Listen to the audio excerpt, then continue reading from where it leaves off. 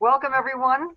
Hello and welcome. Thank you for joining us for our program on breath, the new science of a lost art by James Nestor. I'm Laura Shepard, Director of Events at Mechanics Institute. With the global spread of COVID-19 pandemic, respiratory health has been on everybody's mind. And now with the death of George Floyd by force, breathing has become an issue of social justice. And for those who have taken to the streets with your voices, we give our support and respect. We will be hosting a panel discussion this summer to address issues of social justice, so please watch our website for more details. Tonight's program is part of our Tech and the City series, and it's co-sponsored by Gray Area. Gray Area is San Francisco's leading media arts center, merging art, science, and technology towards social transformation. Their new initiative, Patch, brings together a creative community online to explore new ways of connecting, learning, and preserving intimacy through live streaming, online education, and virtual spaces. And I'd like to give a special thanks to Nadav Hoffman, Associate Director, and Matthew Chacon, who is the project coordinator. Mechanics Institute was founded in 1854 and is one of San Francisco's most vital literary and cultural centers in the heart of the city.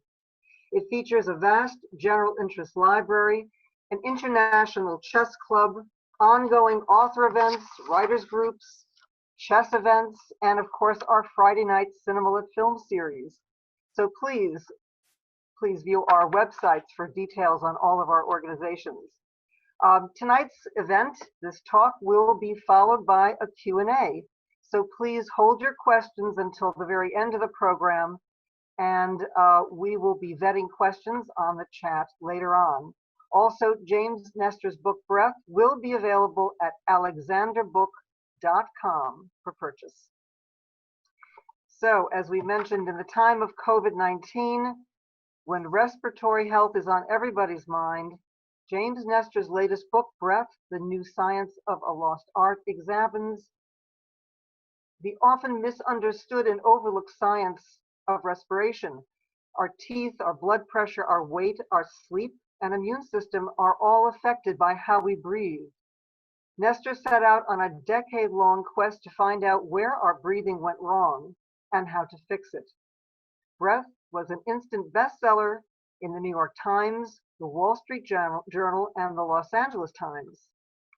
James Nestor has written for Outside, Scientific American, The Atlantic, Dwell, the New York Times, and other publications. His first book, Deep, Freediving, Renegade Science, and What the Ocean Tells Us About Ourselves, was a finalist for the 2010 Award for Literary Sports Writing, and also an Amazon Best Science Book of 2014. And Nestor is a longtime member of Mechanics Institute Library and Chess Room, so we welcome you back. James Nestor, take it away. Thank you, Laura, and thanks for the Mechanics Institute Library for hosting this talk. This is a very appropriate place for me to be doing this, considering about half of the book Breath was written on the second floor of the Mechanics Institute, between those stacks of art books in that little desk. So I'm sure there are members out there, you know the desk. That's my desk. Please don't ever sit there when they open back up. So tonight, instead of me sitting here and reading passages from my book, which would be very boring, we thought it would be much more entertaining and engaging to invite some experts in the field of breathing. And it's from these people that I learned so much in the research for this book. So I'm going to start things off, and I'm going to talk for about 10 minutes. Then you're going to hear from British clinician and dental researcher, Dr. Mike Mew, who has volunteered to stay up well past midnight in London to join us here. After Dr. Mew, we will be hearing from Dr. Andrew Huberman, the famed neuroscientist and director of Stanford's Huberman Lab. And we'll also, as Laura mentioned, be answering questions in about half an hour, so keep all your questions for them. All right, we'll get going here. Let me share my screen, and one moment. Okay, so several years ago, when I last came to Mechanics Institute and spoke, about my book, Deep, I talked about the human connection to water, how our bodies had naturally evolved to dive very deep in the ocean.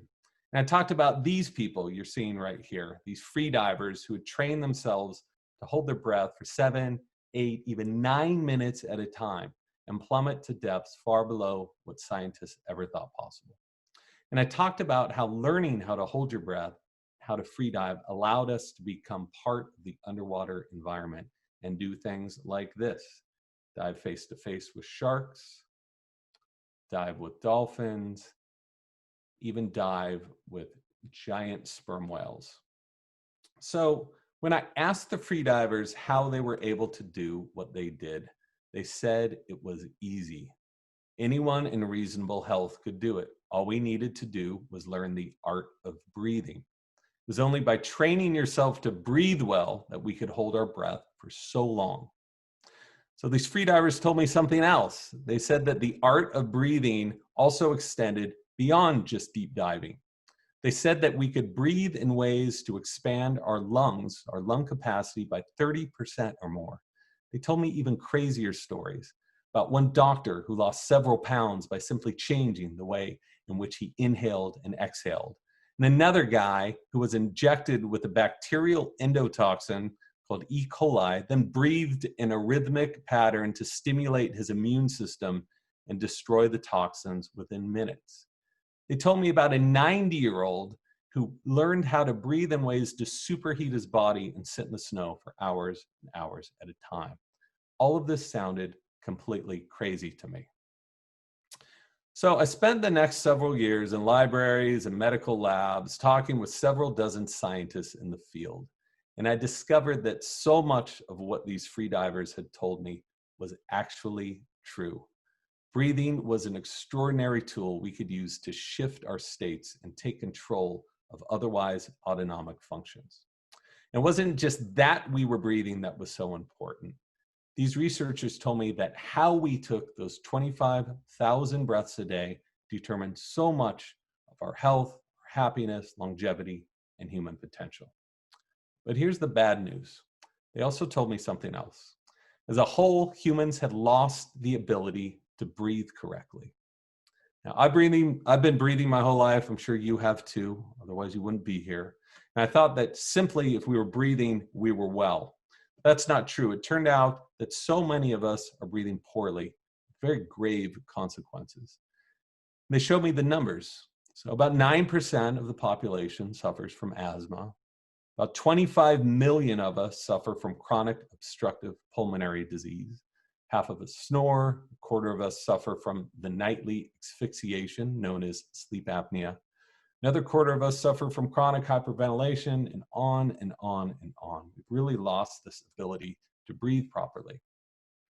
It's these poor breathing habits, it turns out, that can either exacerbate or in some cases cause a laundry list of chronic problems. Hypertension, sinusitis, asthma, ADHD, and on and on and on. There were even links between poor breathing and metabolic disorders like diabetes. So how have we become so divorced from our most basic biological function? How did we evolve a trait that had become so detrimental to our health? The answers, I was told by these people, could be found in ancient skulls.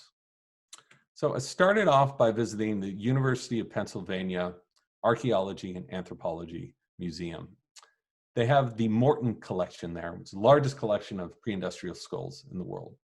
The researchers working there told me if I really wanted to understand how humans have lost this ability to breathe properly, I needed to look at human faces, and I needed to look at how they've changed over the past thousands of years.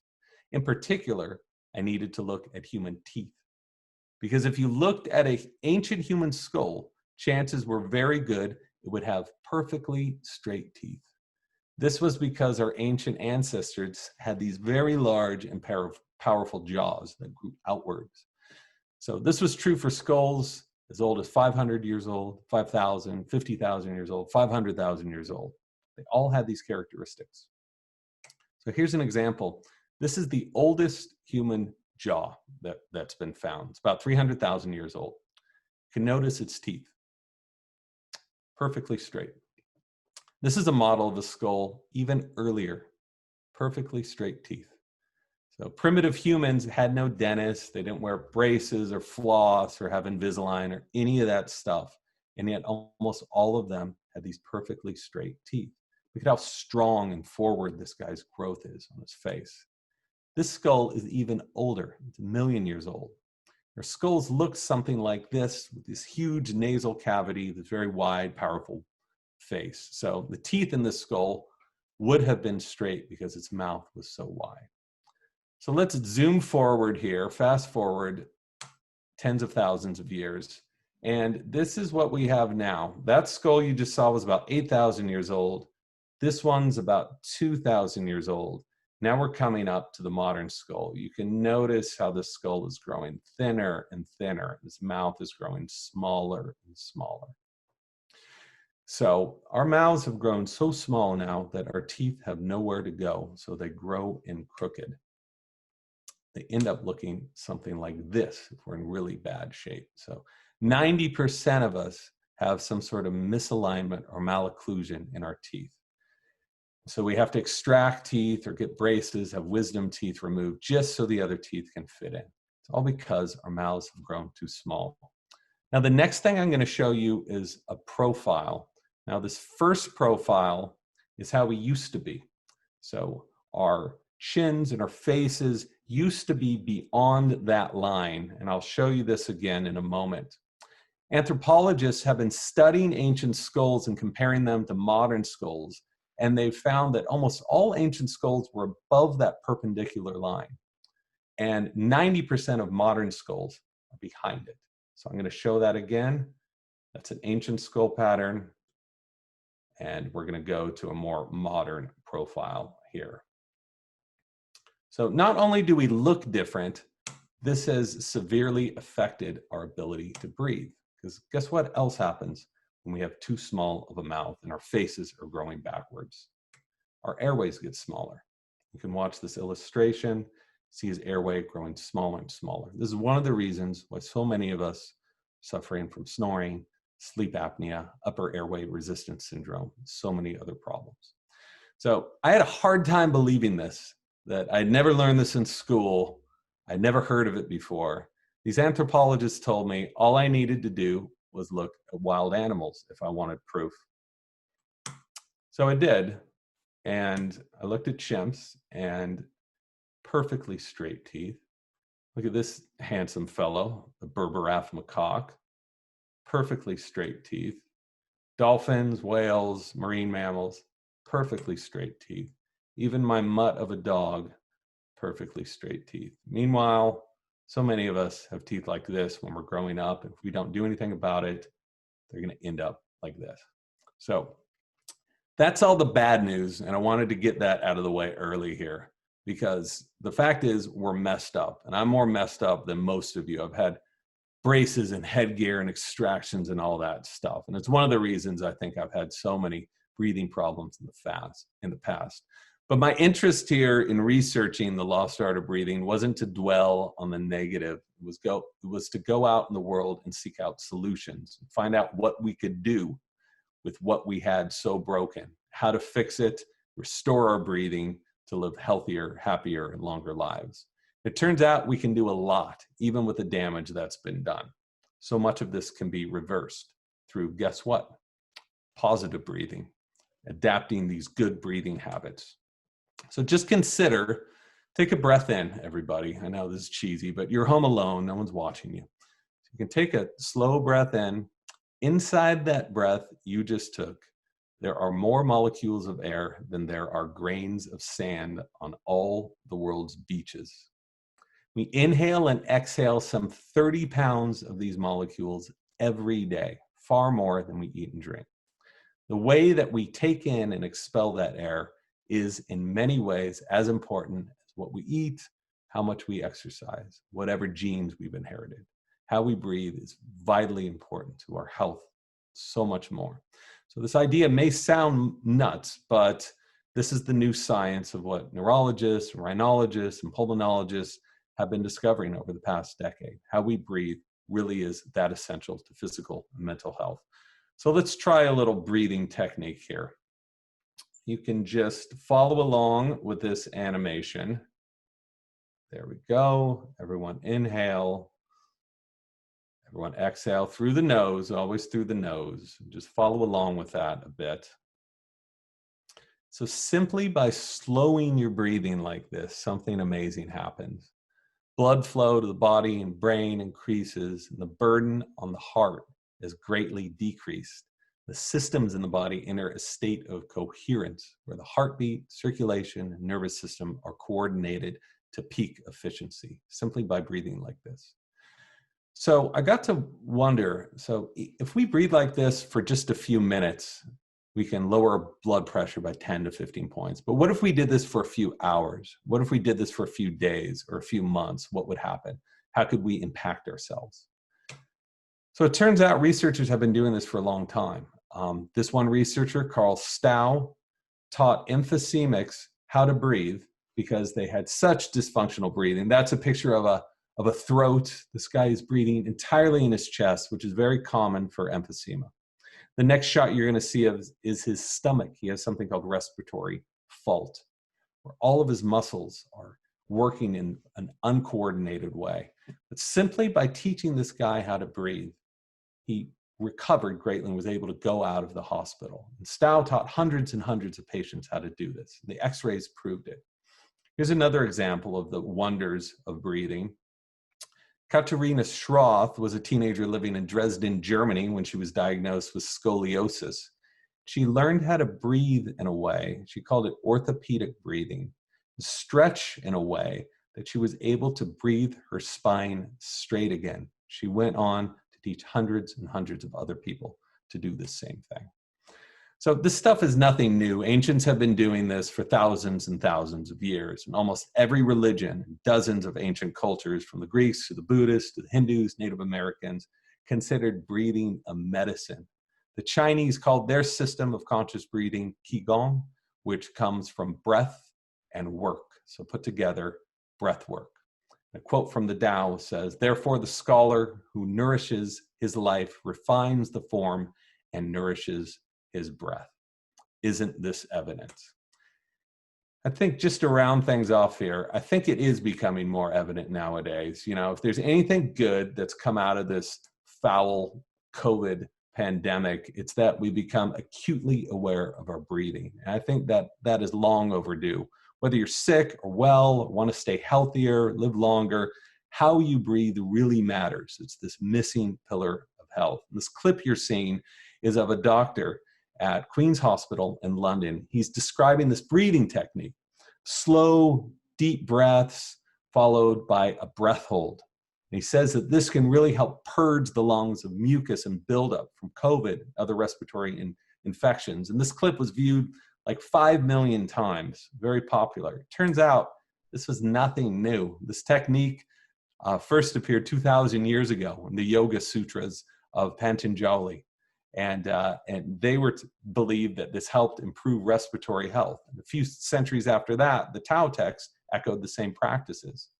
So that same doctor is also a big fan of this prone breathing position, because usually when patients had COVID, they were put on their backs and sometimes intubated. But it turns out that's a really bad idea, because most of the expansion when we breathe in isn't in the chest, it's in our backs.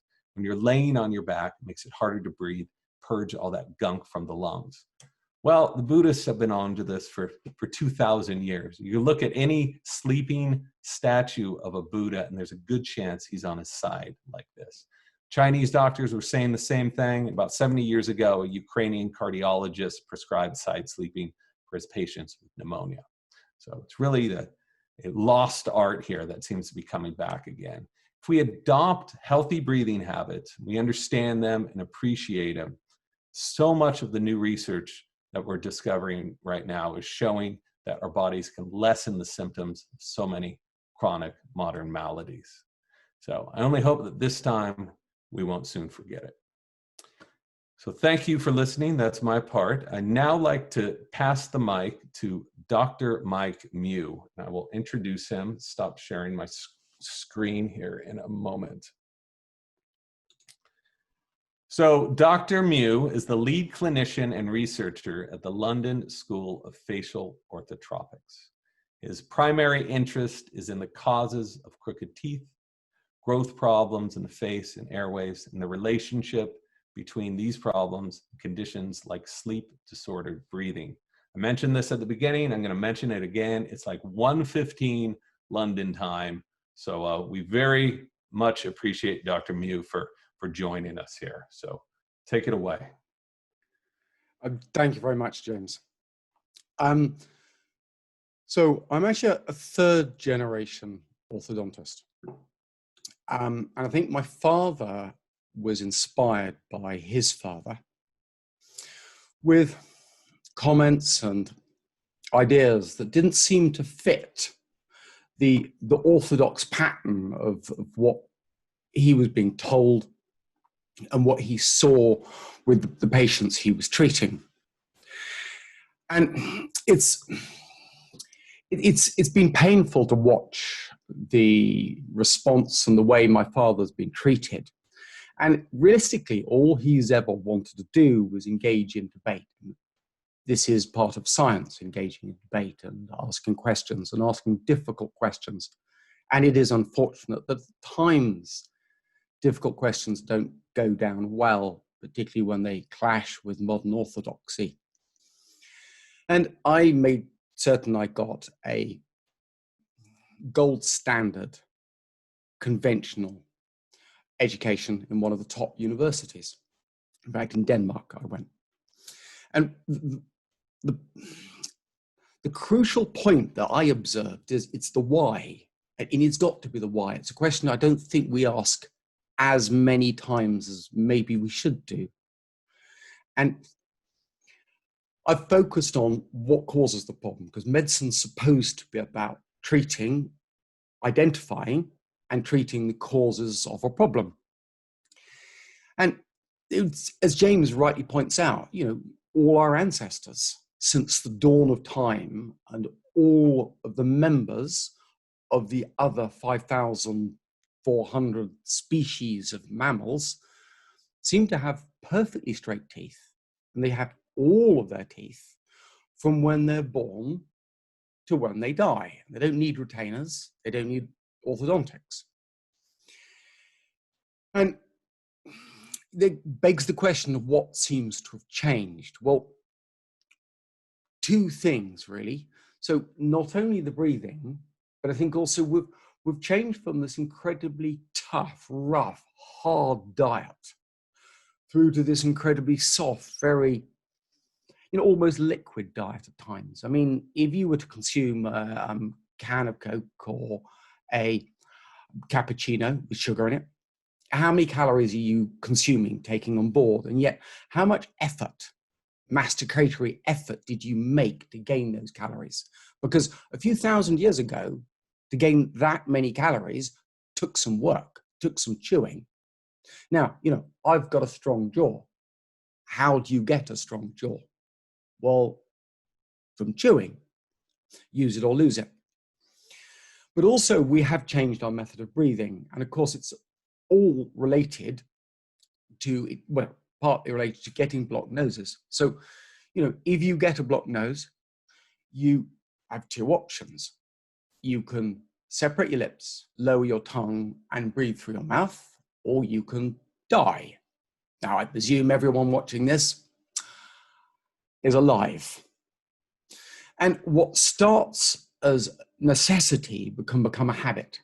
And when you combine these two factors, you have weak chewing muscles and you have a mouth open posture, your face tends to lengthen, a little bit like if you've had a stroke, but on both sides, a symmetric stroke.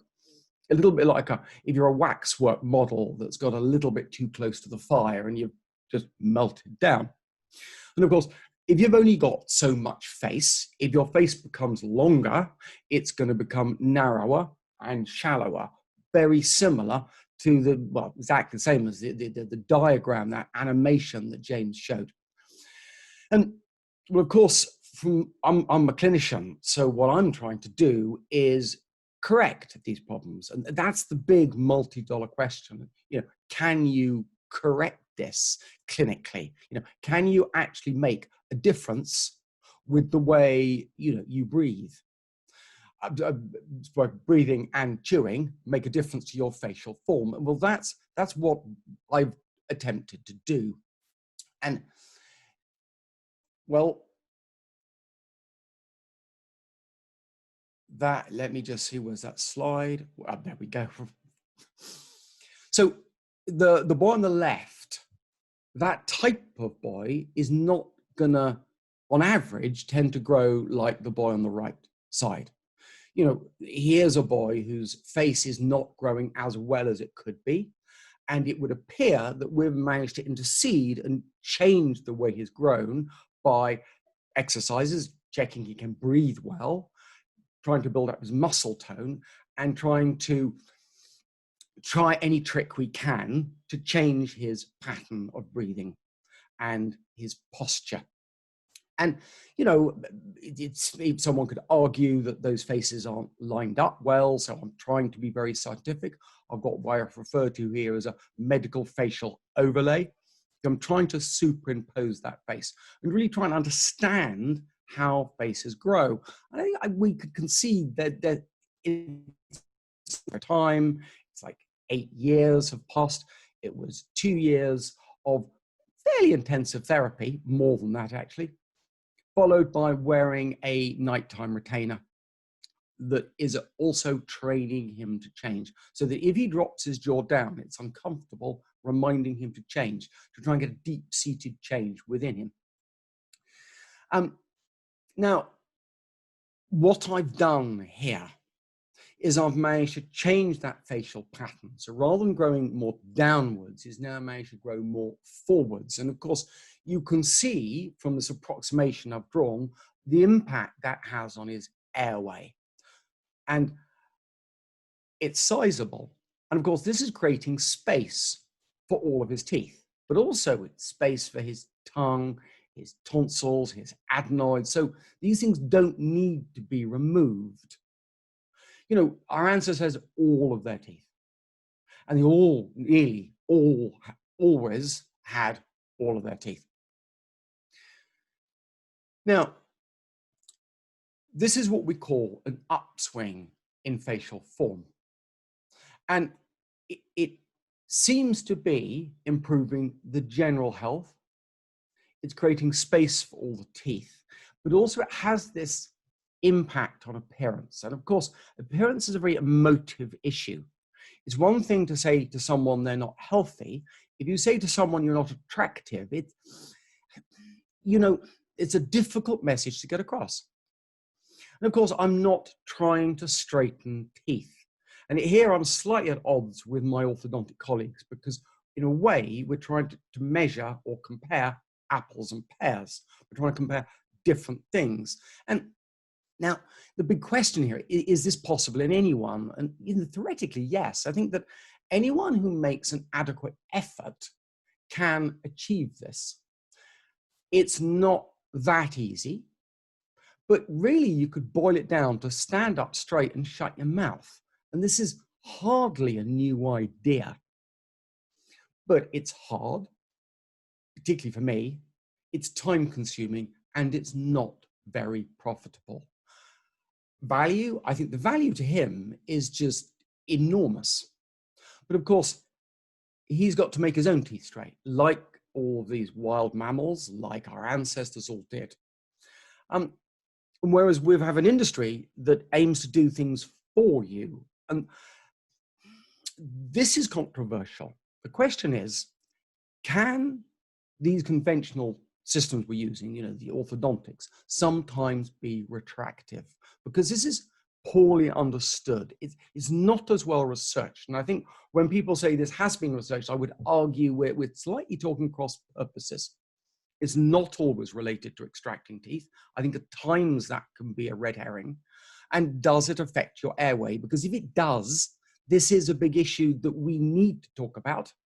And we need proper engagement, which I don't think is happening. I would like to be, and the group I work with don't feel we are engaged in this narrative.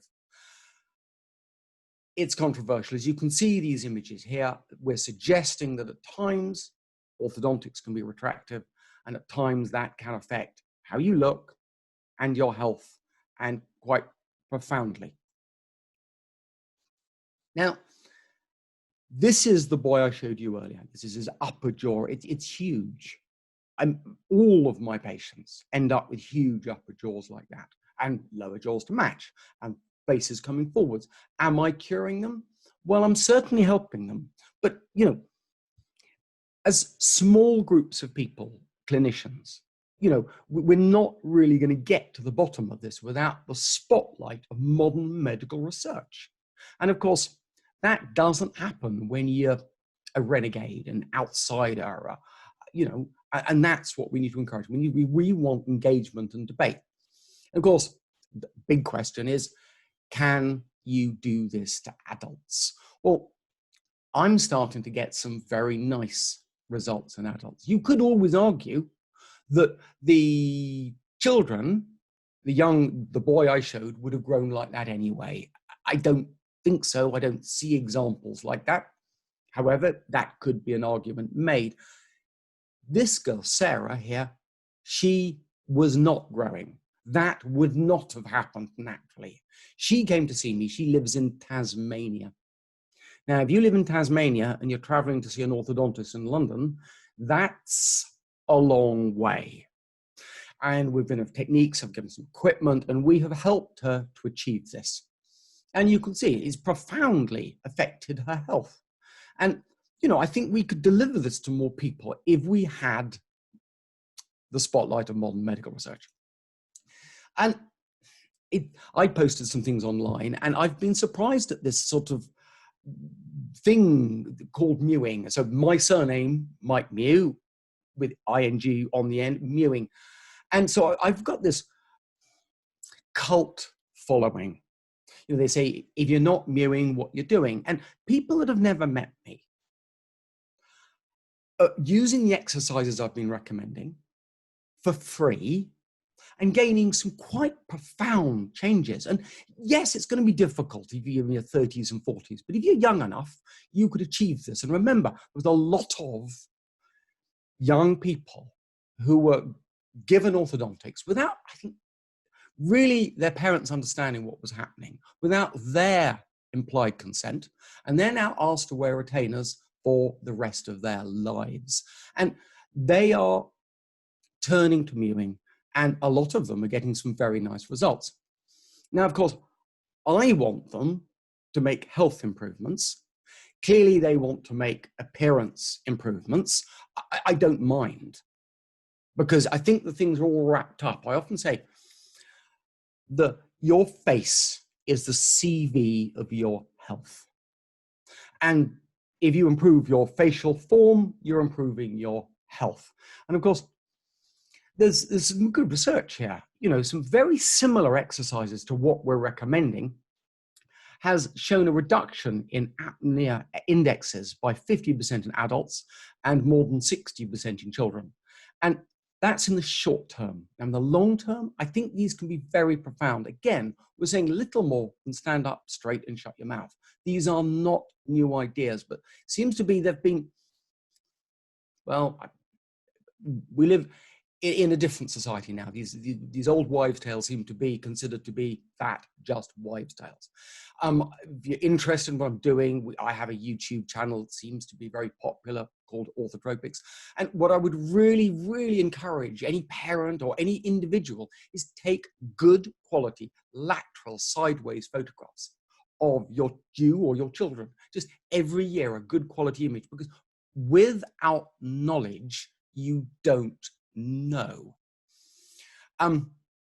Anyway, thank you very much. I'll pass the floor back to James. Thank you very much for taking the time to listen. Thank you, Dr. Mew. I'd now like to introduce Andrew Huberman.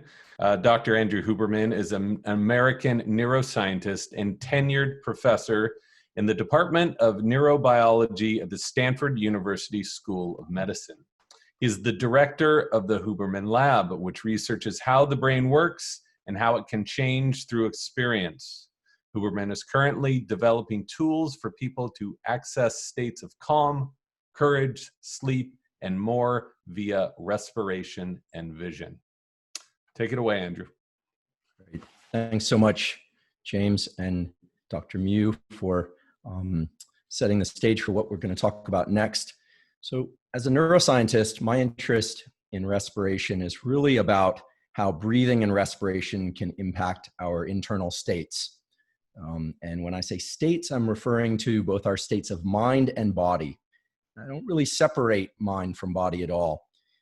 Why would a neuroscientist focus on respiration?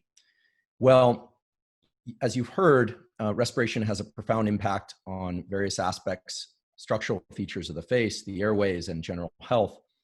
But if we anchor ourselves in the idea that states of mind are powerful, and they are. So when we say states of mind, I mean states of calm that allow you to fall asleep, states of stress that place you in a more reactive or uncomfortable state perhaps, or states of nice, calm, focus, alertness when you want to sit down and work or have a conversation and you want to be attentive. What we start to realize is that the nervous system, meaning neurons and their connections with the body and the connections between the body back to the brain, represent the cornerstone of most of our states of being in life. In addition, the nervous system, again, when I say the nervous system, I mean the brain, the spinal cord, and all the neurons and connections with the body and back again from the body. The nervous system is also the activator of the immune system. The immune system receives instructions from the nervous system as to when to be active and when to be quiet, when to work hard and when to relax, as do all the other organs of your body. And so if we want to understand states, and we do, because they have such a profound impact on our ability to do well in life, or in some cases not well, we need to think about the nervous system, and we need to think about a very specific aspect of the nervous system, which is typically referred to as the autonomic nervous system. And autonomic literally means automatic, but as you'll experience in a moment, it is not automatic. That's a misnomer. Indeed, there are aspects of our brain-body connections that are running all the time and are truly outside our voluntary control. You cannot directly control your heart rate. Some people claim to be able to do this, but not directly. It's going to be indirectly through a number of other pathways, nor can you directly control your digestion. However, we know that our stress or our level of calm profoundly impacts things like digestion and heart rate. So it's through indirect pathways. Now, why focus on this autonomic nervous system? Well, the autonomic nervous system lies at the core of so many of the things that we seek in life. The ability to fall asleep, the ability, for instance, to be focused and alert. Sometimes it's at the core of our ability to be highly reactive when we don't want to be. So if we want to try and understand how to control these states, we need to look to the autonomic nervous system. And as I mentioned, autonomic is a misnomer because in fact, the system can be controlled. And my interest over the last decade or so in my laboratory has been to try and figure out what are the entry points, what are the levers that allow one to control their autonomic nervous system in real time. And as you can probably guess, respiration or breathing is one of those fundamental levers. So I'm going to just talk for a moment about respiration and how it actually impacts our states, our body and brain. And I want to emphasize a really important feature of the way that we're all wired. You have a set of neurons, which are just nerve cells that live deep in your brain, in the brainstem, that control your respiration. They're doing it right now, in fact. They're making sure that you breathe from time to time, and that if a level of a gas called carbon dioxide gets too high in your bloodstream, that you take in a breath. That's actually the trigger for taking in a breath. And by doing that, you bring in oxygen, and then when you exhale, you're going to remove both oxygen and carbon dioxide. Now, the connection between the body and the brain, or we could say the brain and the body, it's bidirectional, is to a specific organ called the diaphragm.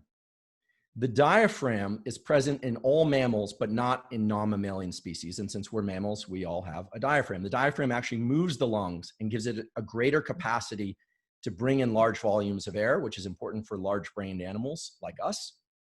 But in addition, the thing that is often overlooked is that the diaphragm, unlike the vast majority of our internal organs, is skeletal muscle, or out of respect for Dr. Mew, skeletal muscle, as they'll sometimes call it overseas. So skeletal muscle is designed to be voluntarily controlled. Smooth muscle, like heart muscle, cardiac muscle, and the muscles that line our other organs or that comprise our other organs, are not designed to be voluntarily controlled.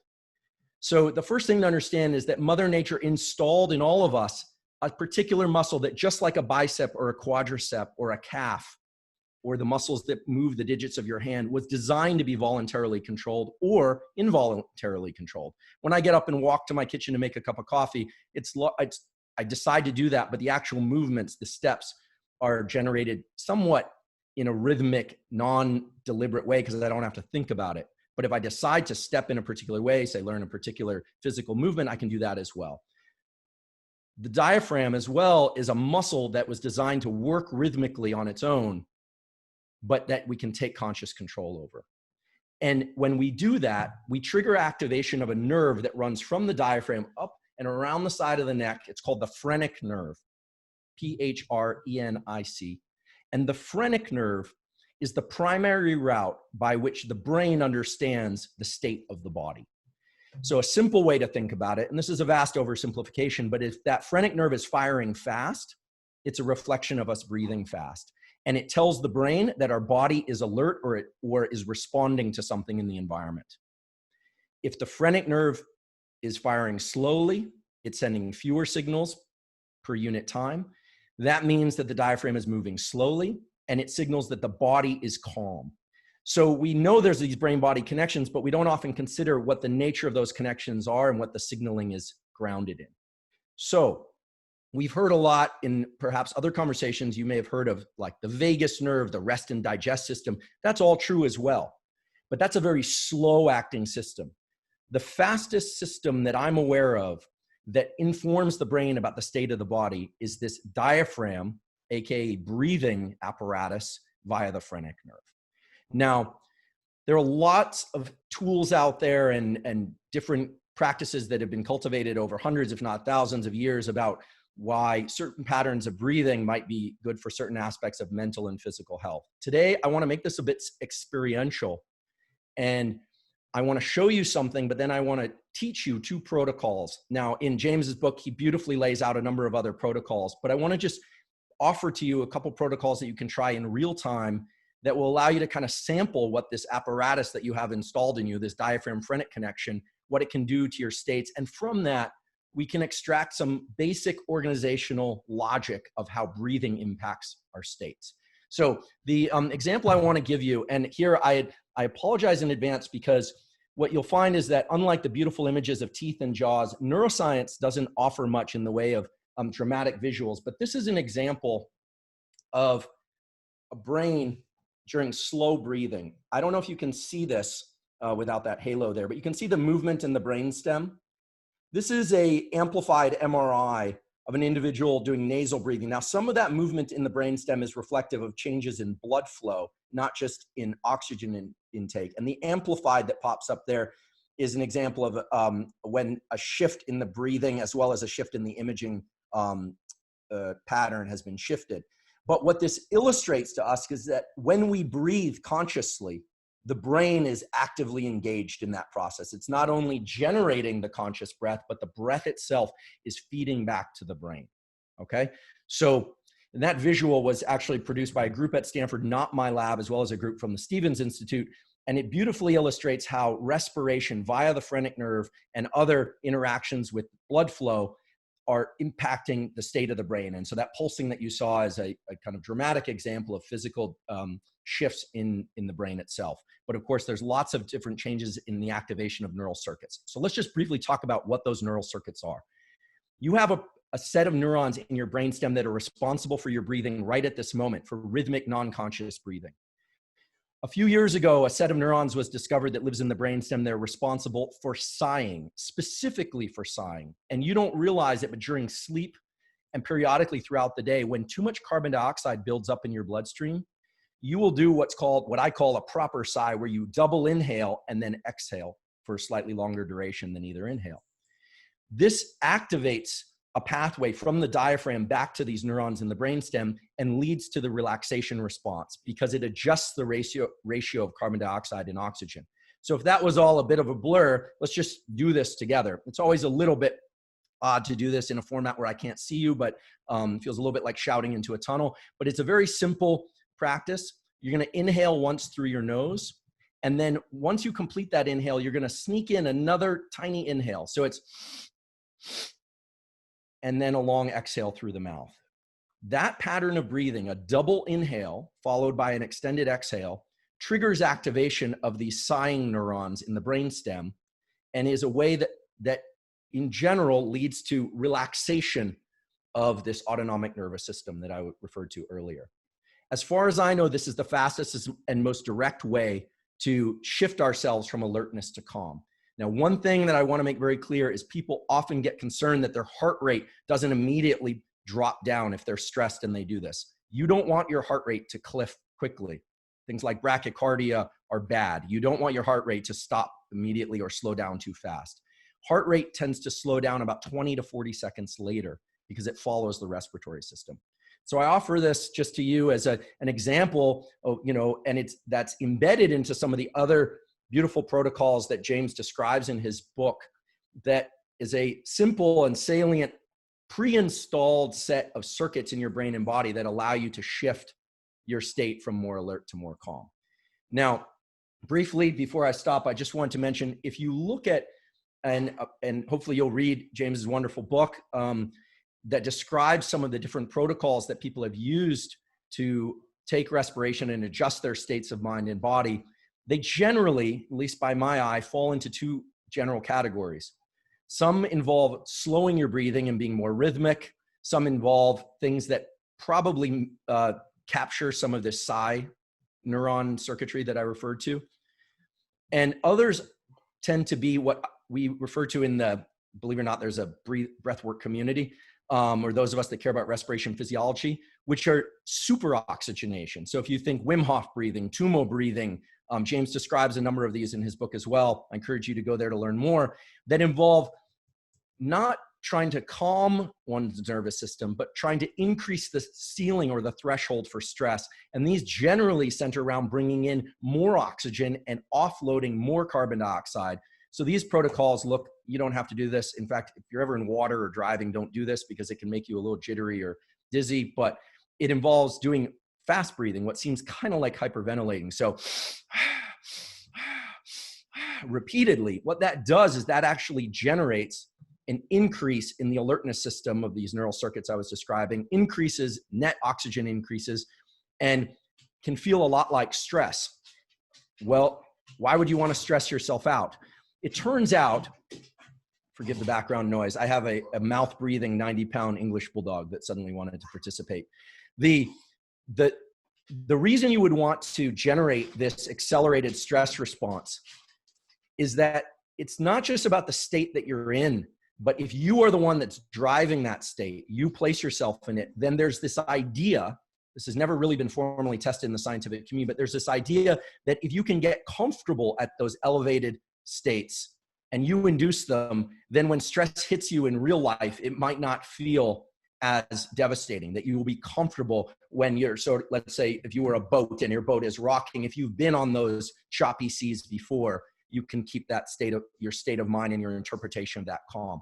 So I'm going to stop there, but really respiration and its impact on states generally falls into these two categories: slowing breathing, nasal breathing, or sigh type breathing, or superoxygenation. But if you want more, and I believe it's important to know the details and the various parameters around this that are being explored in the various practices, please do look to James's book, because you'll find a large number of protocols there that will spell out the specific endpoints that one is seeking when they do this sort of thing. Thanks so much. Thank you, Andrew. Man, that was so great hearing from both Dr. Mew, Dr. Huberman. We are running a little short on time, but I just want to ask Dr. Mew a question, because I know everyone's asking this right now. How can an adult who has a messed up, too small of a mouth, such as I, how can we improve our airway health? Are there specific exercises you could take us through, mewing or the oral pharyngeal exercises? Or should we just go to YouTube to do that? I mean, this is the million-dollar question I'm asked all of the time. The problem is that for most people who do have a messed up problem, in fact, almost for most people, that if you try to get your tongue up on the roof of the mouth to try and support the top jaw and move your whole face up and forwards, gain an upswing, counter craniofacial dystrophy, you are going to find that the back of your tongue is going to go into your airway and inhibit breathing. And no one is going to maintain a postural position that is that uncomfortable, particularly when it hits your airway. You know, I think a lot of people are going to need some assistance in gaining a little bit of additional space so that they can help themselves to change. In a way, you are the representation of your face is the sum of your posture and function in the past.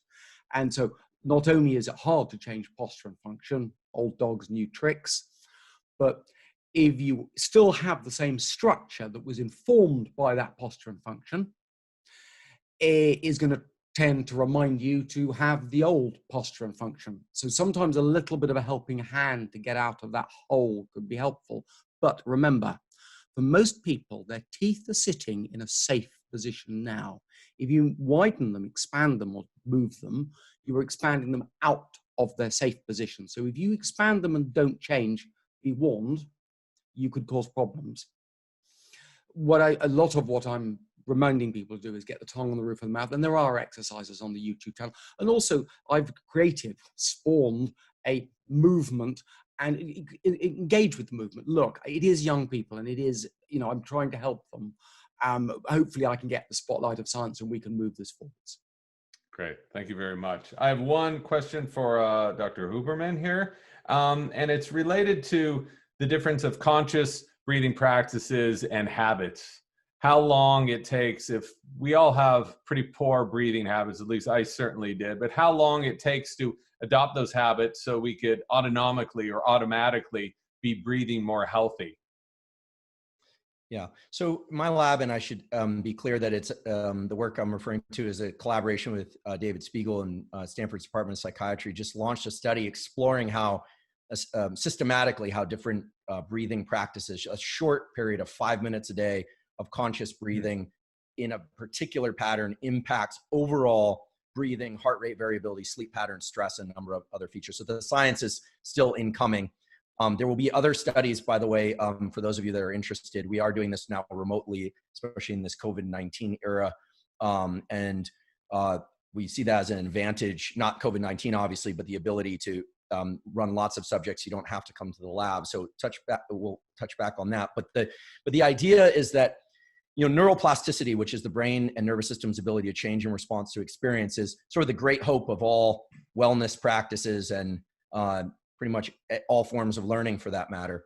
And what one finds is that in general is that the more specific conscious attention that you can bring to a practice, whether or not it's language learning or conscious breathing, the more you rewire the circuitry so that it operates reflexively when you're not doing that particular, what you don't consider a learning bout. So this is what the brain likes to do. The brain likes to learn things when we're children and then pass it off to reflexive practice. And as adults, we can definitely rewire those circuits so that reflexively they start to respond the way we want, but that takes focus. And that's why we're thinking a 5-minute breathing practice can be potentially beneficial, because 5 minutes is a low enough threshold of time for people to be able to really dedicate their focus. Now, what to focus on and how many sessions? We're thinking 1 a day, 5 minutes, focusing on the mechanics. So if you want to learn a motor movement, like dancing or a sport event or playing the piano, you have to pay attention to a number of different features, the sound coming off the piano, what your partner is doing in the dance, etc. But when you first learn something, really paying attention to the mechanics, a process that we think of as interoception or self-awareness of what exactly you're doing. So paying attention to the feeling of activating the diaphragm, and we'll build those circuits. And as those circuits and synapses and connections between neurons get stronger, so will the likelihood that those circuits will reflexively move into modes of, say, sighing when you get stressed without having to think, oh, I should probably do the double inhale exhale now, or rhythmic slow breathing or nasal breathing. So I can't give you a specific number, but I can say that the more attention you can bring to your practice in that short 5 minutes, very likely the more quickly it's going to be positioned off as a reflexive circuit rather than something you really have to work on each day. Great. And you just imagine if you do that for 5 minutes a day, there's those possible benefits. What if you did it for half an hour or an hour or 2 hours? What you could get from that. I think we'll open it up to, I think there's dozens and dozens of questions. Laura, I don't know if you want to throw out the questions or if you'd like us to go into the chat area, whatever works for you guys. Typically, this is Pam. I'm going to go ahead and read some, if it's okay with you, from the chat, Sure. some of the questions that have come up. Well, one of the very first ones was about, I believe, the young woman that Dr. Mew showed a picture of, and it's what kind of exercises, what exactly kind of exercises was she doing? And this is from THI. So we're trying to get her to do a mixture of exercises to build up. So just as Andrew was talking about trying to reprogram your breathing, while you're doing that, make certain your tongue is glued to the roof of your mouth. That's going to be very helpful. That will help train it to go to the roof of your mouth. You can do exercises to build your tongue strength. I talk about a tongue push, a tongue press, sorry. It's a little bit like a bench press for your tongue. If you take several sticks of just normal, regular, ordinary chewing gum, and you roll it into a ball with your tongue, you put it as far back as you can, and you simply bench press it up onto the roof of the mouth so it squeezes out. You roll it up with your tongue, and you do it again and again and again. We talk about the mealtime exercise. And in all of this, can I really stress a point? We should be able to prevent these problems. There's generations of young children we could prevent this from. And, we have the mealtime exercise for children. And the mealtime exercise, and this works. Elbows off the table, sit up straight, eat with your mouth closed, chew your food properly. And an extra one is when you go to swallow, chin tuck. Try to delay a swallow. We swallow far too quickly. Try to reduce the amount of easy calories, sugar. Because if you don't have the easy calories, to have the same number of calories, you've got to have tougher calories, and you need to chew it well. Grandmother told me to chew my food 50 times.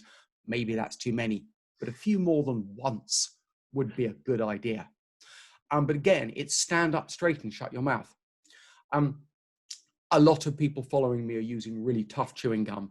That can work, particularly when you're young, but if you've got jaw joint problems, that can put you into a deep hole. So literally be careful with that. There's a lot of exercises on the channel. That girl, I gave some appliances to help her change. We gave her some expansion, which in fact we didn't, because I didn't risk her having expansion from Tasmania, but I did provide a forward pull headgear for her. This is work in progress. Don't expect to go onto the orthotropic website and find someone doing what I do. I'm cutting edge. I'm pushing the barrier.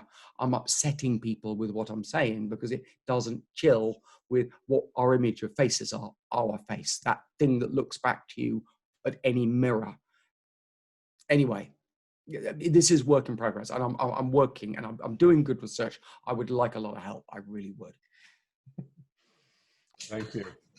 Next question, Pam. I can go on the chat as well and try to pick some out for. Oh, would you like to? If you have one set up, you could turn your camera on too, if you'd like.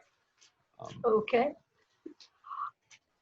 Well, I was going to ask, it was an early question from Kat, and just to kind of clarify, can an orthodontist improve teeth position to improve breathing in jawline? I mean, could that be done just by an orthodontist, changing the teeth position of the teeth? They can. I mean, it's possible. Again, as I keep saying, and I keep stressing, it's what you do that counts. There's no free ticket here. You know, look at all these exercises. Everyone wants the magic pill. If an orthodontist expands, and classically the expansion is sideways, transverse expansion. I love to see some sagittal expansion, but that's a lot more difficult. That can help you to put your tongue in the right place. If you then do that, that can have significant benefit. Simply moving the teeth round, as it is sometimes described, is rearranging the deck chairs on the Titanic. I don't know if that's really going to make a lot of difference. You know, it depends what you do, Melissa. All right. Thank you. I've got one for Andrew. And this is a question I have, actually. So there is a very popular breathing practice called Wim Hof method. I'm sure some of you know about it. If you don't know about it, it involves 30 very deep breaths and then a breath hold on an exhale. Then you take in another big deep breath, hold it for 15 seconds, and then you do this pattern over and over and over again. I'm wondering if you have any context, Andrew, on what you are doing to the autonomic nervous system when you're doing this. And Pam, if you could please unmute your audio, please. Much better. Andrew. Yeah, so first off, so Wim Hof method is sort of grounded in principles of tumo breathing, which predated Wim. And James, both on his Instagram page and his book, describes some folks that were doing similar types of breathing. Wim is a modern pioneer, if you will, of this sort of practice. There are several things that happen when, let me talk about the published research first, because it allows us to kind of ground ourselves in another really interesting and exciting, I think, aspect of how respiration can impact our physiology. There was a study published in Proceedings of the National Academy of Sciences. I had nothing to do with this study, where a set of subjects did this pattern of breathing that James described just a moment ago, and a control group that did a mindfulness meditation practice.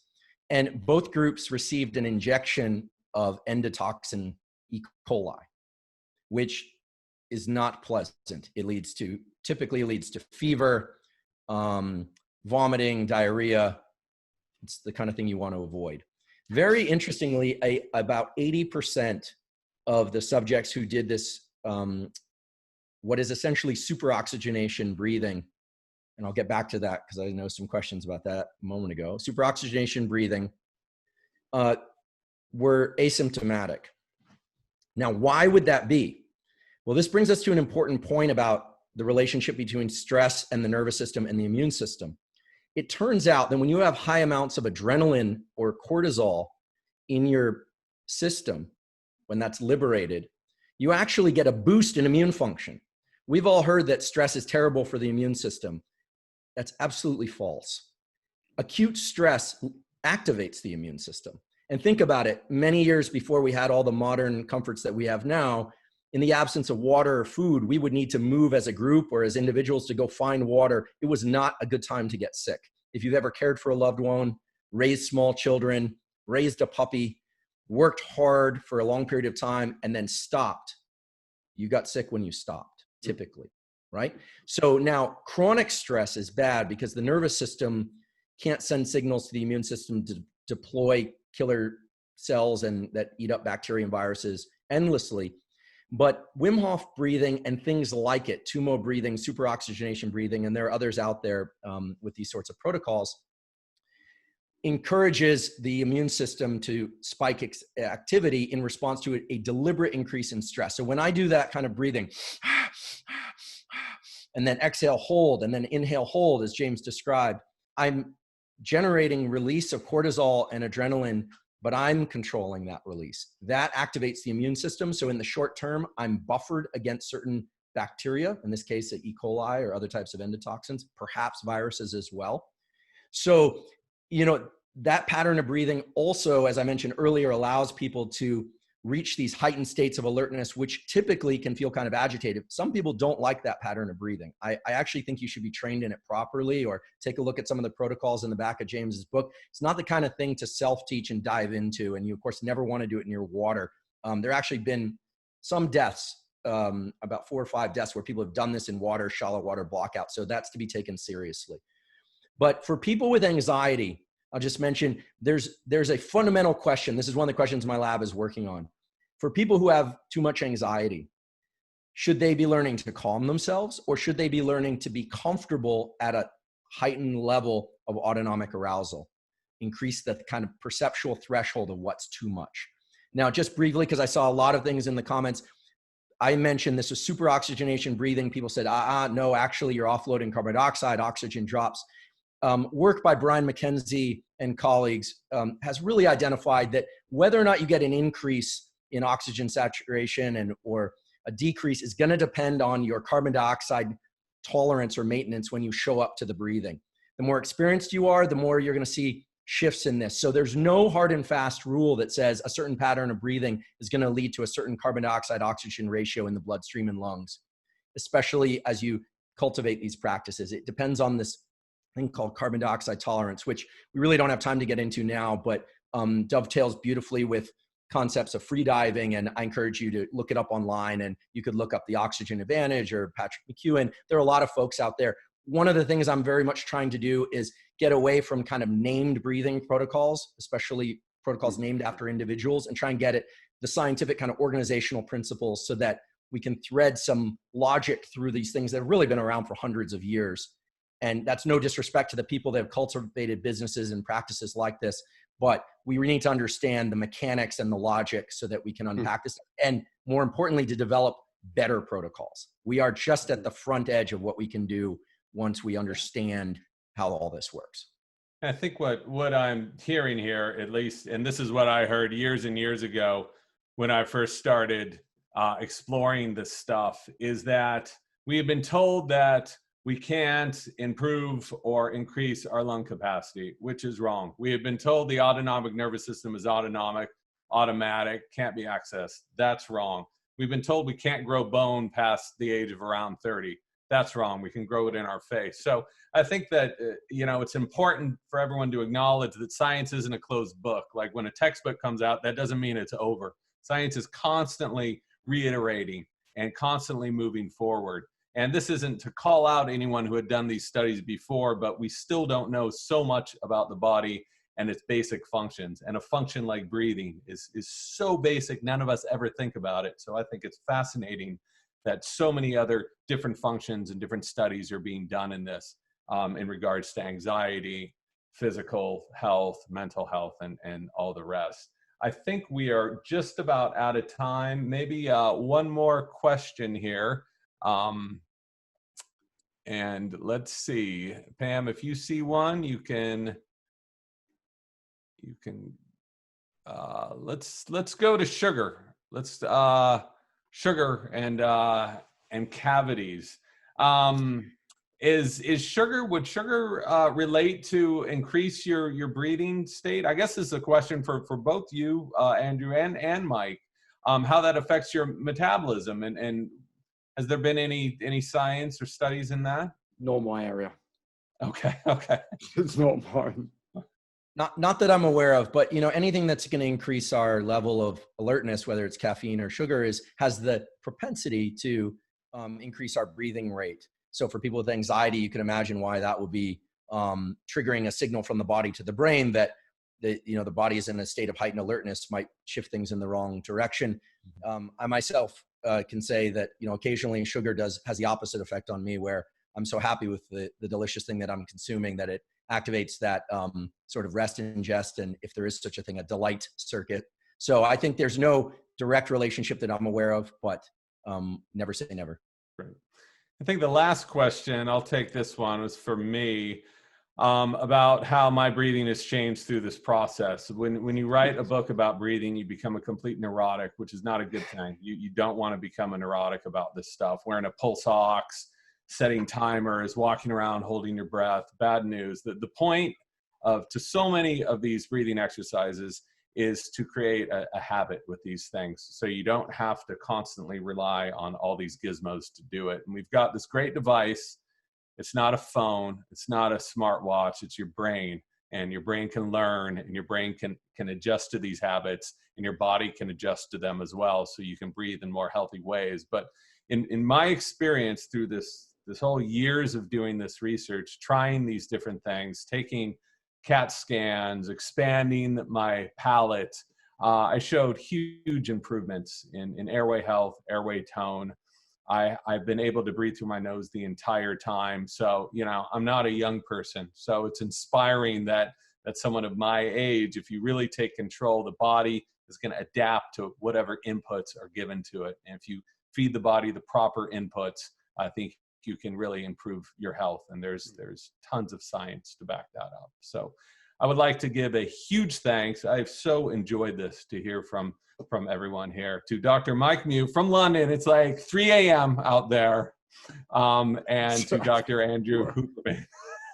He's about to go to sleep right now. Come along, and to the Mechanics Institute Library for hosting this, and for all of you awesome people who have come here and spent an hour and 20 minutes with us. Thank you very much.